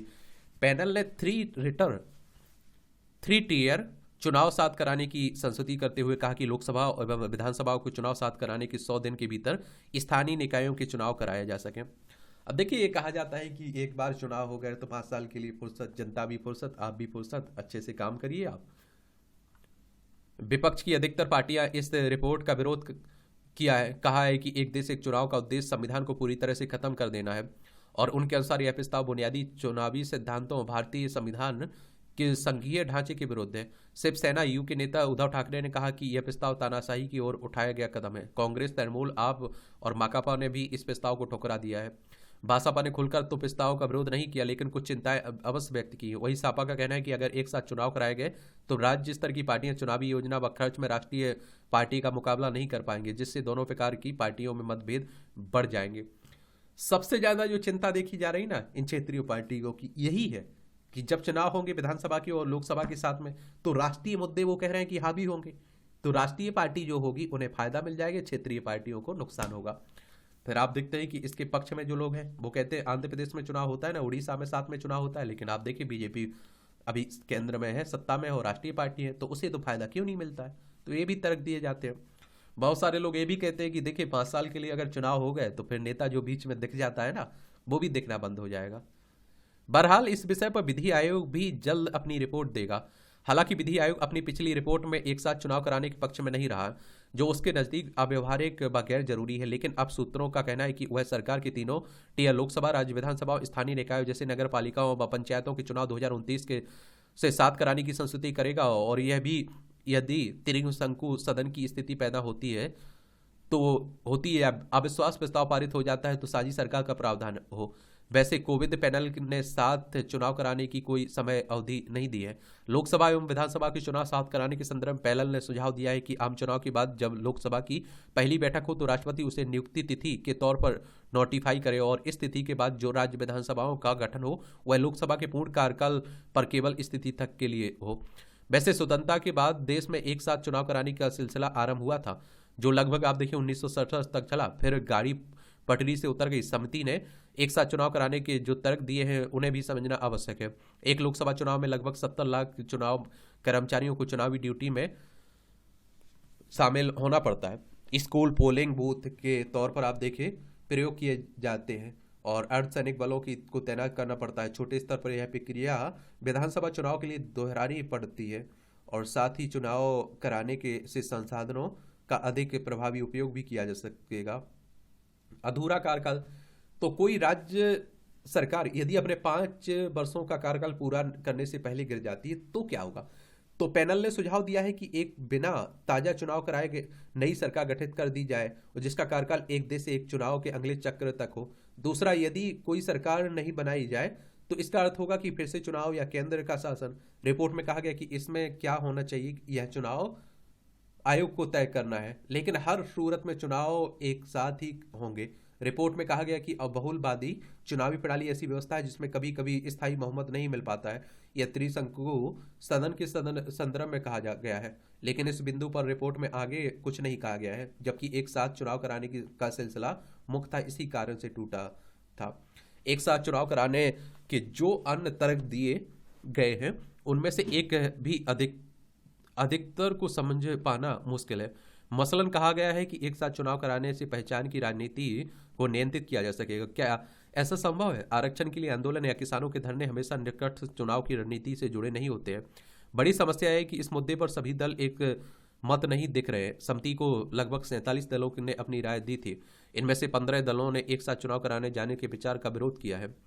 और यह उल्लेखनीय है कि भारत की राजनीतिक यात्रा में जीएसटी एक ऐसा विषय है जहां राज्यों ने व्यापक उद्देश्य के लिए एक तरफा कर लगाने के अपने अधिकार को अपनी इच्छा से त्याग दिया। यह समर्थन पाने के लिए 2 केंद्रीय सरकारों को वर्षों तक काम करना पड़ा। लोकतंत्र में समझा बुझाकर बनाना एक अनोखा गुण होता है। एक साथ चुनाव कराने की समस्या का समाधान भी तभी संभव है जब सरकार अगला कदम उठाने से पहले सभी राजनीतिक साझेदारों का समर्थन विश्वास साथ प्राप्त करने का प्रयास करे। वरिष्ठ पत्रकार हैं विजय कपूर, इनके द्वारा यह आर्टिकल लिखा गया है। ये अब आप देखिए वर्ष 2029 में संयुक्त चुनाव कराने की तैयारी। तो 2029 में एक देश एक चुनाव यानी देश में लोकसभा और विधानसभा चुनाव के साथ निकाय एवं पंचायत चुनाव भी एक साथ कराने की दिशा में केंद्र सरकार का एक कदम आगे बढ़ गई है। अब इस रिपोर्ट में सुझाई गई संस्तुतियों को विधेयक के रूप में संसद के दोनों सदनों से पारित कराने का काम केंद्र सरकार का है। ऐसी संभावना है कि इन संस्तुतियों को कानूनी रूप देने के बाद अगले आम चुनाव में एक साथ चुनाव कराने का सिलसिला शुरू हो जाए और उस समय जिन राज्य सरकारों का कार्यकाल बचा होगा वह लोकसभा चुनाव तक ही पूरा मान लिया जाएगा। अनुच्छेद 324A में संशोधन करते हुए निगमों और पंचायतों के चुनाव भी लोकसभा चुनाव के साथ कराए जा सकते हैं। वस्तुतः संविधान के अनुच्छेद 368A के तहत इस संशोधन विधेयक को आधे राज्यों से भी पास करना जरूरी है। इसी अनुरूप केंद्र शासित प्रदेशों के लिए भी अलग से संविधान संशोधन की आवश्यकता पड़ेगी। और चूंकि संविधान के अनुसार केंद्र और राज्य सरकारें अलग अलग इकाइयां हैं, इस परिप्रेक्ष्य में संविधान में समानांतर किंतु भिन्न भिन्न अनुच्छेद हैं और इनमें उल्लेख है कि इनके चुनाव प्रत्येक 5 वर्ष के भीतर होने चाहिए। लोकसभा या विधानसभा जिस दिन से गठित होती है उसी दिन से 5 साल के कार्यकाल की गिनती शुरू हो जाती है। संविधान विशेषज्ञों का मानना है कि एक साथ चुनाव के लिए 18 अनुच्छेदों में संशोधन होगा। विधि आयोग, निर्वाचन आयोग, नीति आयोग और संविधान समीक्षा आयोग तक इस मुद्दे के पक्ष में अपनी राय दे चुके हैं। ये सभी संवैधानिक संस्थाएं हैं। यदि विपक्षी दल सहमत हो जाते हैं तो 2/3 बहुमत से होने वाले ये संशोधन कठिन कार्य नहीं है। जैसा कि लग रहा है 2024 में मोदी सरकार की लगभग फिर से सत्ता में बहाली हो रही है और फिर 2029 के चुनाव एक साथ ही होंगे। एक साथ चुनाव के पक्ष में यह तर्क दिया जाता है कि देश प्रत्येक कुछ माह बाद चुनावी मोड में आ जाता है। आप देखते हैं कि हर साल किसी न किसी राज्य में चुनाव होता रहता है, लिहाजा सरकारों को नीतिगत निर्णय लेने में अड़चन आती ही है। नीतियों को कानूनी रूप में देने में विलंब भी होता है। यह तर्क जगह जायज है। वैसे भी राजनीतिक दलों की महत्ता तभी है जब वे नीतिगत निर्णयों को अधिकतम लोकतांत्रिक बनाने के लिए अपने सुझाव दें और उन्हें विधेयक के प्रारूप का हिस्सा बनाने के लिए नैतिक दबाव बनाए। कुछ विपक्षी दल एक साथ चुनाव के पक्ष में शायद इसलिए है नहीं है क्योंकि उन्हें आशंका है कि ऐसा होने पर जिस दल ने अपने पक्ष में वातावरण बना लिया तो केंद्र व ज्यादातर राज्य सरकारें उसी दल की होंगी। जैसा कि 17वीं लोकसभा के चुनाव में भाजपा नेतृत्व वाली राजग को बड़ा जनादेश मिला, ऐसे में यह विधानसभाओं के भी चुनाव होते तो कांग्रेस समेत क्षेत्रीय दलों का भी सुपड़ा साफ हो गया होता, जबकि ऐसा हुआ नहीं। उस समय लोकसभा चुनाव के साथ उड़ीसा, आंध्र प्रदेश, सिक्किम, तेलंगाना और अरुणाचल प्रदेश में भी चुनाव हुए, लेकिन इनके परिणाम में भिन्नता आई है। लिहाजा यह दलील बेबुनियाद है कि एक साथ चुनाव में क्षेत्रीय दलों को नुकसान होगा। वस्तुतः बार बार चुनाव की स्थितियां निर्मित होने के कारण सत्ताधारी दल को यह भय भी बना रहता है कि उसका कोई नीतिगत निर्णय ऐसा ना हो जाए कि उसके समर्थक मतदाता नाराज हो जाए। लिहाजा सरकार को लोक लुभावन फैसले लेने पड़ते हैं। यदि एक साथ चुनाव की प्रक्रिया वर्ष 2029 से शुरू हो जाती है तो केंद्र व सरकारें बिना किसी दबाव के देश व लोकहित में फैसले ले सकेंगी। सरकारों को पूरे 5 साल के विकास और सुशासन को सुचारू रूप से लागू करने का अवसर भी मिलेगा। बिल्कुल अच्छी बात है, हम विकास करेंगे। खरी खरी तंज कसा जाता है एक तरह से। बेरोजगारी से रोजगार तलाशने की होड़। ये पटना में गुरुवार को नवनियुक्त आयुष चिकित्सकों को नियुक्ति पत्र देते नीतीश कुमार। बढ़ती आबादी पर अंकुश लगाने की बात हो रही। जनसंख्या वृद्धि को नियंत्रित करने संभावनाओं से परिपूर्ण भारत 2047 तक विकसित राष्ट्र के अपने सपने को साकार करने की दिशा में तेजी से आगे बढ़ सकेगा। चलिए, पढ़ना हो तो पढ़ सकते हैं। जनसंख्या वृद्धि गति को रोकने से ही हम कम हो सकता है देश के साधनों पर बढ़ता बोझ। इसे भी आप लोग पढ़ लीजिए तो अच्छी बात है। अब आप देखेंगे कि राष्ट्र की स्वतंत्रता के पश्चात सरकार ने जब पहली बार आमजन को परिवार नियोजन शब्द से परिचित कराया, तब कई लोगों ने यह टिप्पणी की थी कि क्या अब यह भी सरकार बताएगी कि बच्चे कितने पैदा करने हैं। तब से लेकर आज तक सरकार द्वारा परिवार नियोजन संबंधी अनेक पहल की जा चुकी हैं, लेकिन उच्चतम न्यायालय के हाल ही में एक ऐतिहासिक निर्णय से यह मुद्दा एक बार फिर से सार्वजनिक बहसों में जीवित हो उठा है। वस्तुतः अक्टूबर 2022 के राजस्थान उच्च न्यायालय के निर्णय को कायम रखते हुए राजस्थान सरकार की सरकारी नौकरी हेतु 2 बच्चों के नियम पर मुहर लगाते हुए उच्चतम न्यायालय ने अपने आदेश में कहा कि राजस्थान पुलिस अधीनस्थ सेवा नियम 1989 का नियम 24(4) गैर भेदभावपूर्ण है और संविधान का उल्लंघन नहीं करता है। यह संविधान के दायरे से बाहर है क्योंकि प्रावधान के पीछे का उद्देश्य परिवार नियोजन को बढ़ावा देना है और राजस्थान सरकार का नियम नीति के दायरे में आता है, अतः इसमें हस्तक्षेप की कोई जरूरत नहीं है। इसका अर्थ यह हुआ कि राजस्थान सरकार का यह कानून अपूर्णता स्थापित हो चुका है, जिसके अनुसार 2 से अधिक बच्चे होने की दिशा में सरकारी नौकरी देने से इनकार करना कोई भेदभावपूर्ण नहीं है। राजस्थान में 2 से अधिक बच्चों वाले लोग सरकारी नौकरी नहीं कर सकेंगे। उच्चतम न्यायालय का यह निर्णय न केवल सकारात्मक है बल्कि सामाजिक समानता और न्याय को प्रोत्साहित करना हुआ विकसित भारत के निर्माण में परिवार नियोजन की महत्वपूर्ण भूमिका को रेखांकित करता है। यह निर्णय उन लोगों के लिए है जो अपने परिवार की आर्थिक स्थिति एवं अन्य आवश्यकताओं के संबंध में समझदारी से निर्णय लेना चाहिए। और वस्तुतः ऐसा नियम बनाने वाला राजस्थान देश का पहला राज्य नहीं है। अन्य कई राज्यों में ऐसी नीतियां पहले से ही लागू है। मध्य प्रदेश में 2001 से सिविल सेवा जनरल कंडीशन ऑफ सर्विसेज लागू है। तेलंगाना ऑफ सर्विसेज लागू है। तेलंगाना आप देखते हैं कि पंचायत राज अधिनियम की कई धाराओं के तहत 2 से अधिक बच्चों वाले व्यक्ति को चुनाव लड़ने से अयोग्य घोषित किया गया है। आंध्र प्रदेश पंचायत राज अधिनियम 1954 में भी यही धाराएं लागू हैं। वर्ष 2005 के गुजरात सरकार की लोकल अथॉरिटीज एक्ट के संशोधन के अनुसार 2 से अधिक बच्चों वाले व्यक्ति स्थानीय निकायों के लिए चुनाव नहीं लड़ सकते हैं। उत्तराखंड सरकार ने 2 से अधिक बच्चों वाले लोगों को पंचायत चुनाव लड़ने से रोकने का निर्णय किया था। महाराष्ट्र जिला परिषद और पंचायत समिति अधिनियम उन लोगों को स्थानीय निकाय चुनाव लड़ने से अयोग्य घोषित करती है जिनके 2 से अधिक बच्चे हैं। हरियाणा के पंचायत चुनाव में भी ऐसे ही नियम लागू हैं। जनसंख्या नियंत्रण के सकारात्मक और नकारात्मक पहलुओं पर खूब बहस होते रहते हैं और इसमें मामले में भारत की तुलना चीन से की जाने लगती है। इसका एक कारण तो शायद यह हो सकता है कि पिछली सदी के 8वें दशक में भारत में जब परिवार नियोजन कार्यक्रम शुरू हुए तो उसी के आसपास चीन ने 2 बच्चों की नीति को अपने यहाँ लागू कर दिया था, लेकिन भारत में यह संकल्प दोहराया जाता रहा कि जनसंख्या नियंत्रण हेतु भारत को चीन जैसी कठोर नीति बनाने की आवश्यकता नहीं है। यह ठीक है कि पिछली सदी में 8वें से 9वें दशक में दुनिया के ये दुनिया के ये दो देश बड़े देश जनसंख्या के नियंत्रण की ओर बढ़ रहे थे, लेकिन यह भी सच है कि क्षेत्रफल की दृष्टि से चीन भारत से 3.25 गुना से भी ज़्यादा बड़ा देश है। भारत का जनसंख्या घनत्व भी चीन से बहुत अधिक है। गैर बराबरी के ऐसे अनेक तत्वों के होने के कारण भारत और चीन की जनसंख्या नियंत्रण कार्यक्रमों के सूत्र या विद्यमान एक जैसे नहीं हो सकते। भारत में अभी लगभग 2.5 करोड़ लोगों का हर साल जन्म होता है और लगभग 90 लाख लोगों की मृत्यु होती है, यानी देश की वार्षिक औसत जनसंख्या वृद्धि 1.5 करोड़ के बीच होनी चाहिए। लेकिन वास्तविकता इससे अलग है। धीरे धीरे बढ़ता जनसंख्या का यह असंतुलन आज भारत के लिए समस्या बनता जा रहा है, जिसके समाधान स्वरूप भारत में परिवार नियोजन को यह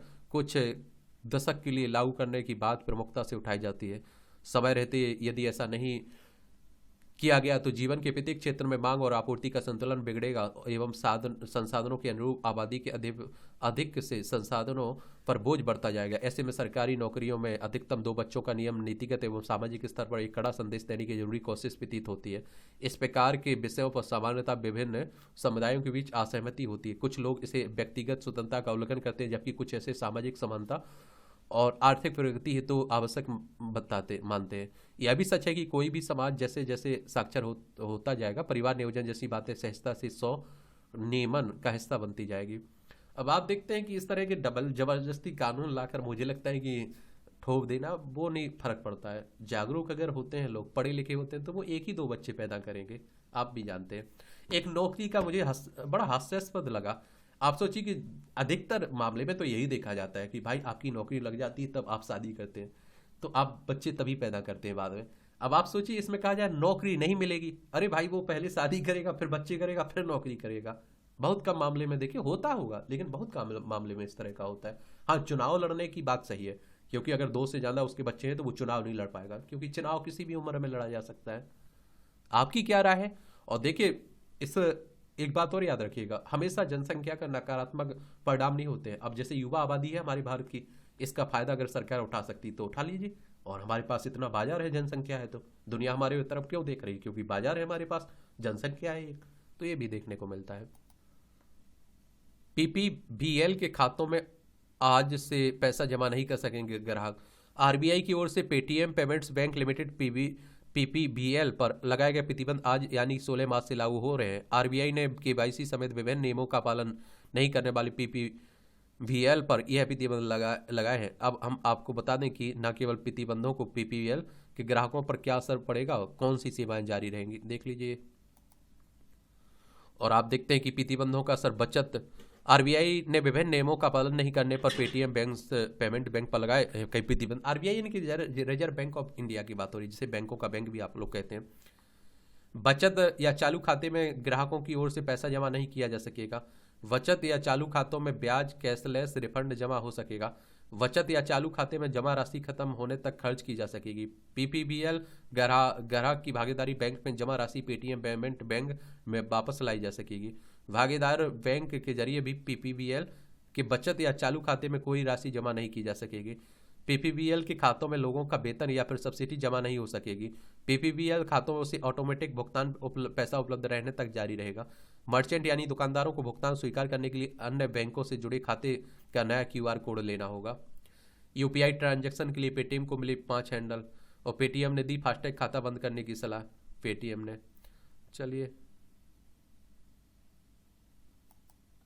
और देखिए पेटीएम ऐप से ऐसे बंद करें फास्टैग खाता। ऐप खोलकर मैनेज फास्टैग सर्च करें और यहाँ आपको पीबीएल फास्टैग से जुड़े वाहन की जानकारी मिलेगी। अब क्लॉज फास्टैग विकल्प का चयन करें। अब जिस वाहन के लिए फास्टैग खाता बंद किया जाना है उसे चुनें। अब खाता बंद करने के लिए प्रोसीड पर क्लिक करें। इसके बाद स्क्रीन पर आवेदन की पुष्टि का संदेश दिखाई देगा। आपका फास्टैग खाता 5 से 7 कार्यकारी दिवस में बंद हो जाएगा। 2 वर्ष के उच्च स्तर पर विदेशी मुद्रा भंडार पहुंचा है। एआई ने वित्तीय संस्थानों के लिए चुनौती बढ़ाई। आरबीआई गवर्नर साहब करें। आरबीआई को मिला जोखिम प्रबंधन अवार्ड। आरबीआई को लंदन स्थित सेंट्रल बैंकिंग की ओर से सेंट्रल बैंकिंग अवार्ड 2024 में जोखिम प्रबंधन अवार्ड के लिए चुना गया। आरबीआई ने एक एक्स पोस्ट में कहा कि पूरे संगठन में एक नया उद्यम व्यापी जोखिम प्रबंधन ढांचा तैयार करने पर इस अवार्ड के लिए चुना गया है। आरबीआई ने कहा 12,000 से अधिक कर्मचारियों वाले संगठनों में नया ईआरएम ढांचा लागू करना आसान काम नहीं था। फरवरी में घरेलू हवाई यातायात 4.8% बढ़ा है। ग्रिड कनेक्टेड सोलर इन्वर्टर के लिए स्टैंडर्ड कार्यक्रम।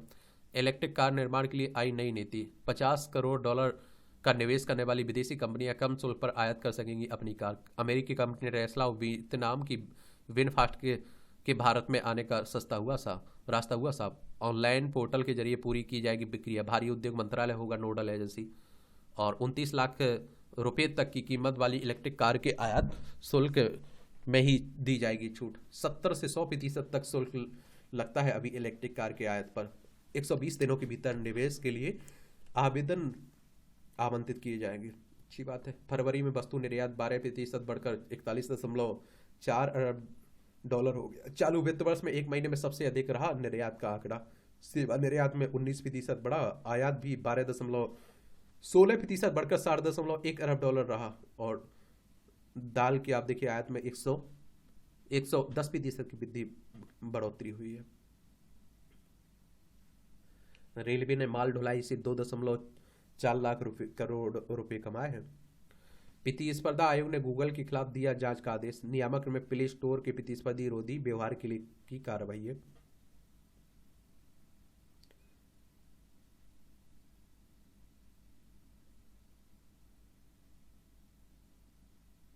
एप्पल ईयरपोड्स और आईवॉच बदल कर की 47 लाख की चोरी। गजब, आजकल बड़ा सावधानी रही है भैया।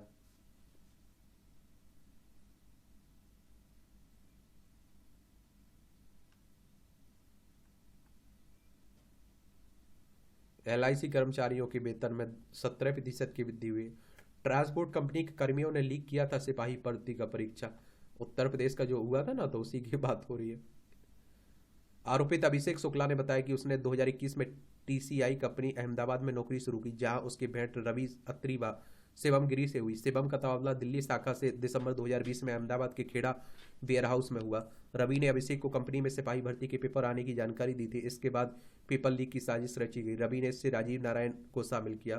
5 फरवरी को रवि ने पटना निवासी डॉक्टर शुभम मंडल को बुलाया, जो ट्रक बॉक्स खोलने में माहिर था। शुभम ने बॉक्स खोलकर परीक्षा के 2 कोड के पेपर तथा 8 फरवरी की एक कोड के प्रश्न पत्र को फोटो खींच ली। और इसके बाद राजीव व रवि ने अपने एजेंट विक्रम, ये सब आप देखते हैं कि पूरा वो तो गिरोह रहता है, लेकिन गलत है। अंतर्राष्ट्रीय खबरें आप देखते हैं कि ये है, यूक्रेन रूस में चल ही रहा है, इजराइल हमास में चल ही रहा है।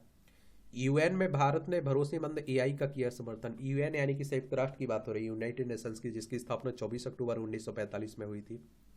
न्यूयॉर्क USA में इसका हेडक्वार्टर देखने को मिलेगा। स्वतंत्रता की अभिव्यक्ति को दबा देना चाहते हैं इस्लामिक चरमपंथी। ब्रिटेन में चरमपंथी विचारधारा पर और अधिक स्पष्ट नीति। इजराइल पर हमास के हमले के बाद इस्लामिक चरमपंथ बढ़ा है। दिल्ली के उदय भाटिया और हरियाणा की मानसी गुप्ता को डायना स्मृति पुरस्कार मिला है। उदय के आविष्कार से बिजली कटौती के दौरान लोगों को मिली सकेगी राहत। लंदन के साइंस म्यूजियम में दिल्ली के उदय भाटिया को डायना स्मृति पुरस्कार प्रदान किया गया करते ब्रिटिश प्रिंस विलियम। डायना स्मृति पुरस्कार को सम्मानित हरियाणा की मानसी गुप्ता है।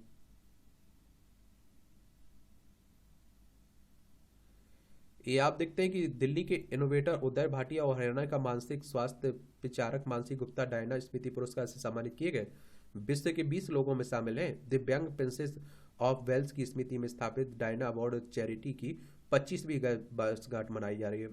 हर 2 वर्ष पर विश्व के असाधारण युवाओं को उनके सामाजिक कार्यों और मानवीय सेवाओं के लिए पुरस्कार दिया जाता है। अच्छी बात है। रूस में मतदान शुरू, पुतिन के जीतने के आसार है। आगामी वर्षों में भारत अमेरिका सुरक्षा सहयोग और महत्वपूर्ण है, रिचर्ड वर्मा कह रहे हैं। ट्रंप के विरुद्ध गोपनीय फाइल केस निरस्त करने से कोर्ट का इंकार। ब्राइट हाउस छोड़ते समय फाइलों को घर ले जाने का है आरोप इन पर। अमेरिका में भी राष्ट्रपति चुनाव है ना।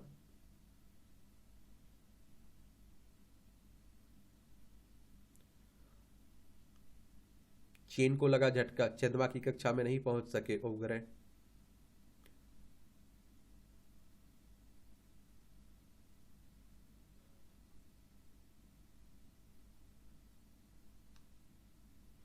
पाकिस्तान के वित्त मंत्रालय के बड़बोलेपन से नाराज IMF और एजेंसी की समीक्षा से पहले किया दावा, पूरे कर लिए गए सभी लक्ष्य। 1.1 अरब डॉलर की किस्त जारी करने से पहले समीक्षा के लिए पहुंची टीम। अब देखिए आईएमएफ की अगर हम लोग बात करें ना, तो इंटरनेशनल मॉनेटरी फंड की बात हो रही है। और याद रखा करिएगा, इस तरह की संस्थाओं के बारे में इनसे क्वेश्चंस पूछा जाता है। अंतर्राष्ट्रीय मुद्रा कोष, इसका हेडक्वार्टर याद रख, इसकी स्थापना देखिए 27 दिसंबर 1945 में हुई थी। और इसका हेडक्वार्टर आपको वॉशिंगटन डीसी यूएसए में देखने को मिल जाएगा। और अंतर्राष्ट्रीय वित्तीय संस्थान है, अंतर्राष्ट्रीय मौद्रिक सहयोग को बढ़ावा देना, अंतर्राष्ट्रीय व्यापार को सुविधाजनक बनाना, सतत आर्थिक विकास को बढ़ावा देना, भुगतान संतुलन की कठिनाइयों का सामना करने वाले सदस्यों को संसाधन उपलब्ध कराना, अंतर्राष्ट्रीय वित्तीय संकटों को रोकना, उनसे उबरने में सहायता करना इसका काम है।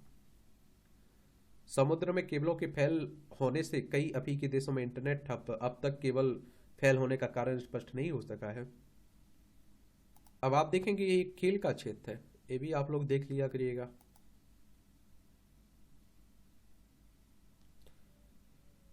आईपीएलों की बात हो रही है, चलिए देख लिया करिए। क्रिकेट को तो आप लोग पसंद करते होंगे तो एक एक बॉल भी देख लेते होंगे। स्टॉक क्लॉक नियम 1 जून से स्थायी होगा। क्षेत्र रक्षण करने वाली टीमों को 60 सेकंड के भीतर डालना होगा अगला ओवर। T20 कप से सभी टूर्नामेंट पर लागू होगा ये नियम। Satwik Chirag all England champion से बाहर हो चुके हैं। सर्जरी के बाद जोफ्रा आर्चर की वापसी, 2 विकेट लिए। प्रथम सैडी क्रिकेट से संन्यास लेंगे Matthew Wade, Australia wicket keeper है ना। यूटीटी की 8वीं टीम होगी भूपति की एसजी पाइपर्स। क्वार्टर फाइनल में आमने सामने होंगे 2 गज चैंपियन। रियल मैड्रिड के बीच चैंपियन लीग का क्वार्टर फाइनल मैच खेला जाएगा। अलकराग सेमीफाइनल में सिनर से भिड़ेंगे। आप देखिए टेनिस की बात हो रही है। क्रिकेट में एक ही महेंद्र सिंह धोनी है, मैं ध्रुव ही ठीक, जोरेल कह रहे हैं। पुरुषों को किचन में पत्नियों की मदद करनी चाहिए, एक कौन कह रही है? सुधा मूर्ति कह रही है। अभी राज्यसभा मनोनीत हुई ना हाल में ही। एक जानवरों को सड़क पार करने के लिए इंदौर खंडवा राजमार्ग पर बनेगा एनिमल कॉरिडोर, अच्छी बात है। अब आप सोचिए कि इंसानों के लिए अगर कॉरिडोर होते हैं इस तरह के तो क्यों नहीं हो सकते।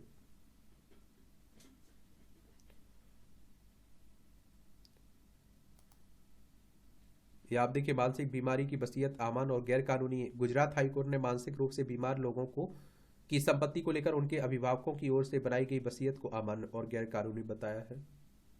सिविल सेवा प्रारंभिक परीक्षा में सम्मिलित हो रहे अभ्यर्थियों ने अपनी तैयारी को गति दे दी होगी। अब चुनौती और आगे बिना रुके बिना थके पूरे उत्साह के साथ अध्ययन की निरंतरता बनाए रखनी जरूरी है।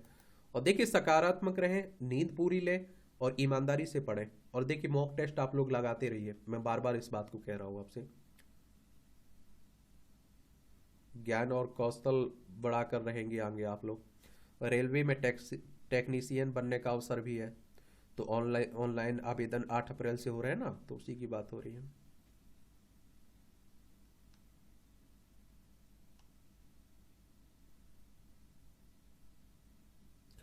आईआईटी का आत्मघाती ड्रोन दुश्मन को कर देगा तबाह। ये आईआईटी के अभिव्यक्ति 2024 में 150 कंपनियां शामिल। ड्रोन टेक्नोलॉजी के स्टार्टअप छाए। रक्षा क्षेत्र के स्टार्टअप को बढ़ावा देने के लिए 5 करोड़ रुपए के कवच फंड की हुई है घोषणा। ये 1971 के युद्ध के नायक एडमिरल रामदास का निधन हो गया। महिलाओं को सशक्त बलों में शामिल करने में निभाई थी इन्होंने अग्रणी भूमिका। 1971 का जो भारत पाकिस्तान का युद्ध हुआ था ना, उसी समय तो ये बांग्लादेश आजाद हुआ था, तो उसी की बात हो रही है।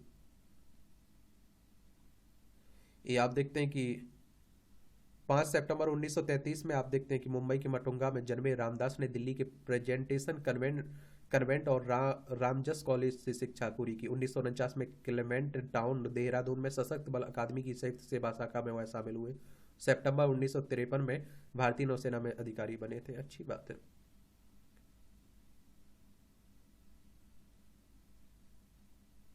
यहाँ भी आपको जनरल नॉलेज की जानकारी मिल जाती, परीक्षा के पॉइंट व्यू से भी पॉइंट मिल जाते। अमेरिका में पहला तरल ईंधन वाला रॉकेट लॉन्च किया गया।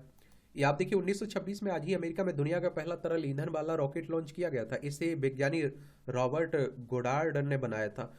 गैसोलीन और तरल ऑक्सीजन वाला रॉकेट 2.5 सेकंड में 41 मीटर की ऊंचाई तक पहुंच गया था। इतिहासकार इसे राइट ब्रदर्स की उड़ान जितना ही महत्वपूर्ण मानते हैं। भारत में पोलियो की ओरल वैक्सीन की पहली डोज दी गई 1995 में। आज ही WHO के अभियान के हिस्से के रूप में भारत में आप देखते हैं कि भारत में पोलियो की ओरल वैक्सीन की पहली आप देखते हैं कि डोज दी गई। और भारत में पोलियो का आखिरी मामला 13 जनवरी 2011 को पाया गया था।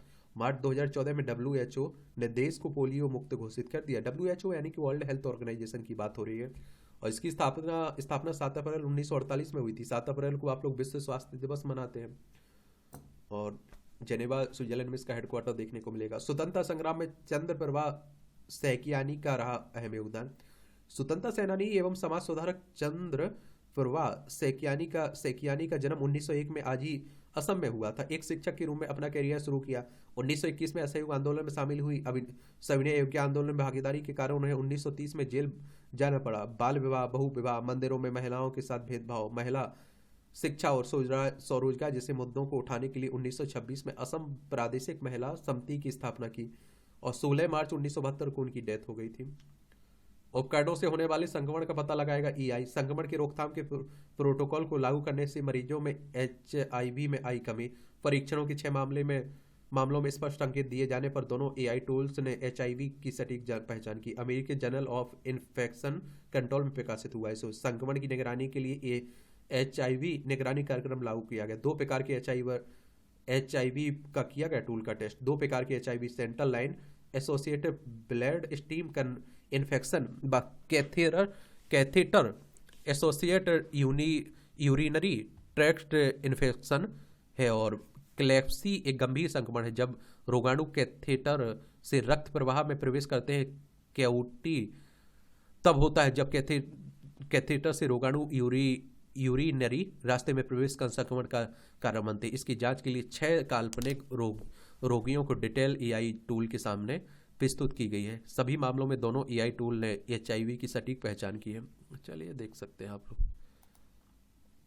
EI की बातें हो रही हैं हर जगह आजकल, देख रहे हैं। दुबई में छाए उड़ीसा के आदिवासी आर्टिस्ट।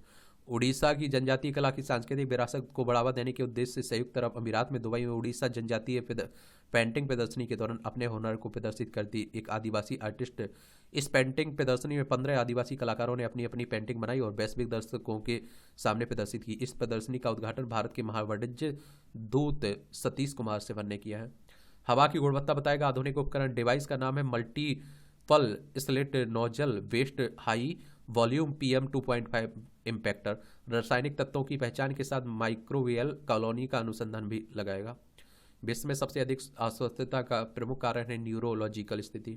अनुसंधान कर रहा है। ऑस्ट्रेलिया में उगाई गई सबसे बजनी ब्लूबेरी ए पिल्ले की तरह शर्मीली होती है। सार्क। अमेरिका में फ्लोरिडा में लेमन सार्क के पास सार्क डाइविंग गाइड जोनाथन मैकैम्पबेल और अन्य। फ्लोरिडा दुनिया के सबसे अधिक सार्क के हमलों का बाला है ये। चलिए, ये मूवियों से जुड़ी खबरें हैं। देखिए, पढ़ना हो तो पढ़ सकते हैं, छोड़ना हो तो छोड़ सकते हैं। और इस तरह से आप देखेंगे कि आज के न्यूज़पेपर की कहानी खत्म होती है। आप लोग पढ़ते रहिए, एंजॉय करते रहिए। और देखिए, खबरें महत्वपूर्ण रहती हैं, उन्हीं पर बात की जाती है। तो ये बात आप लोग समझ लीजिएगा, कोई आपकी बेकार खबर नहीं है। 1 से 1.5 घंटे न्यूज़पेपर के लिए दिया करिएगा। मुझे लगता है कि दैनिक जागरण को इतना कवर कर लेते होंगे, उसके बाद आपको कहीं पढ़ने की जरूरत नहीं पड़ती होगी। कहाँ क्या, और कोई खबर आपको छोड़नी है तो छोड़ सकते हैं आप लोग, आप पर निर्भर करता है। ठीक है, धन्यवाद।